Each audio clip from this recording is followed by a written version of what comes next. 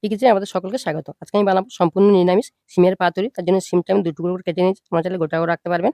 ভালো করে ধুয়ে নিয়েছি। দেখুন কড়াতে দিয়েছি অল্প একটু সর্ষের তেল। এই রান্নায় খুব বেশি তেল লাগে না। এবার দেব কালো জিরে আর কাঁচা লঙ্কা। ফোড়নটা খুব ভালো করে ভাজা হয়ে গেছে। এবার দেব সিম। সিমটা দিয়ে আমি খুব ভালো করে ভাজবো।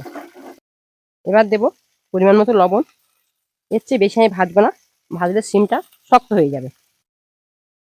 অল্প একটু হলুদ দেবো। এখানে খুব বেশি হলুদ লাগে না। এবার আমি ২ চামচ সাদা সর্ষে, ২ চামচ কালো সর্ষে, ৩ চামচ পোস্ত আর ৬ থেকে ৭ টা কাঁচা লঙ্কা একসঙ্গে পেস্ট করে রেখেছি। আমি কিছুটা এখন দেবো আর পরে কিছুটা দিয়ে দেবো। এবারে দেবো অল্প একটু জল। এখানে বেশি জল আমি দেবো না। এবার দেবো অল্প একটু চিনি।